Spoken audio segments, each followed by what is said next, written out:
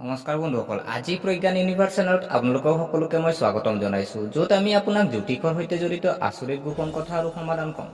আজি আমি লৈ আহিছোঁ বাস্তুশাস্ত্ৰ মতে ঘৰত কি কোন দিশত হ'ব লাগে। বহু বাস্তু গ্ৰন্থত ইয়াৰ উল্লেখ আছে। ভাস্কৰ আৰু বিশ্বকৰ্ম প্ৰকাশকে ধৰি অন্যান্য গ্ৰন্থতো ভৱন পোৱা যায়। বাস্তুৰ মতে আদৰ্শ ঘৰৰ মূল দুৱাৰ কেৱল পূব আৰু উত্তৰ দিশত হ'ব লাগে। আপোনাৰ ঘৰৰ দুৱাৰ পূব উত্তৰ বা পূব দিশত থাকিলে ইয়াক শুভ বুলি গণ্য কৰা হয়। এইদৰে বাস্তুৰ মতে ঘৰৰ কোঠা হ'ল পাকঘৰৰ বাথৰুম আৰু শোৱাৰ কোঠা এটা বিশেষ দিশত হ'ব লাগে, যাৰ বাবে ঘৰত বাস্তুৰ দুখ নাহে আৰু মানুহে সুখী হৈ থাকে।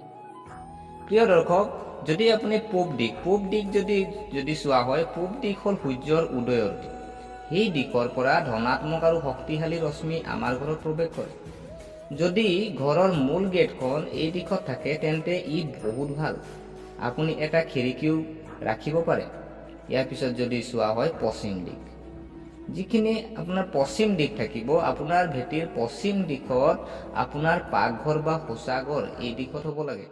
লগতে মনত ৰাখিব যে পাকঘৰ আৰু শৌচাগাৰ ইটোৱে সিটোৰ ওচৰত থাকিব নালাগে। ইয়াৰ পিছত যদি চোৱা হয় উত্তৰ দিশত আপুনি ঘৰৰ সৰ্বাধিক খিৰিকী বা দুৱাৰ থাকিব লাগে আৰু ঘৰৰ বেলকনি এই দিশত হ'ব নালাগে।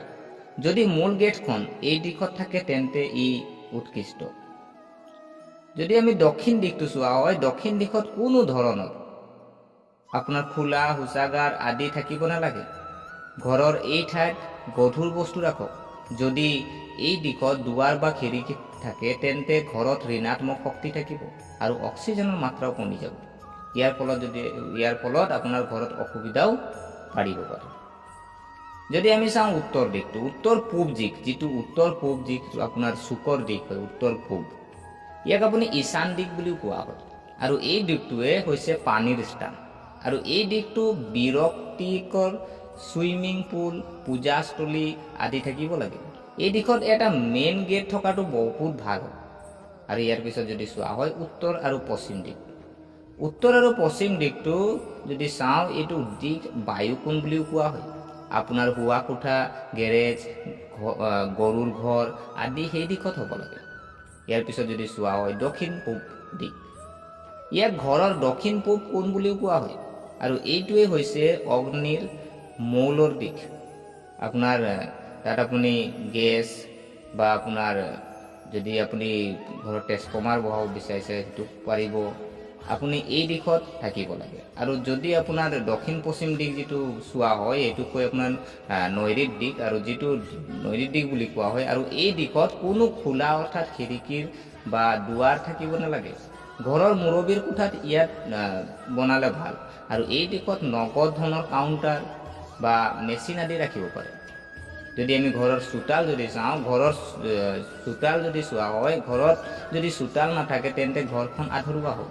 সৰু হ'লেও ঘৰৰ সন্মুখত আৰু পিছফালে চোতাল হ'ব লাগে। আৰু যদি গছৰ যদি আমি চাওঁ, তুলসী, ডালিম, জাইফল, মিঠা বা তিতা নিম, আমলা আদিৰ উপৰিও চোতালত ধনাত্মক শক্তি প্ৰদান কৰা ফুলৰ গছ ৰোপণ কৰিব লাগে। প্ৰিয় দৰ্শক, গতিকে আশা কৰোঁ আপোনালোকে ভিডিঅ'টো চাই ভাল পালে। যদি এই ভিডিঅ'ই আপোনাক কিঞ্চিতো মানুহ লাভান্বিত কৰিছে তেনেহ'লে চেনেলটো ছাবস্ক্ৰাইব কৰাৰ লগতে লাইক কমেণ্ট কৰি উৎসাহিত কৰিব বুলি আশা ৰাখিলোঁ। পুনৰ লগ পোৱাৰ প্ৰতিশ্ৰুতিৰে আজিলৈ বিদায় মাগিলোঁ।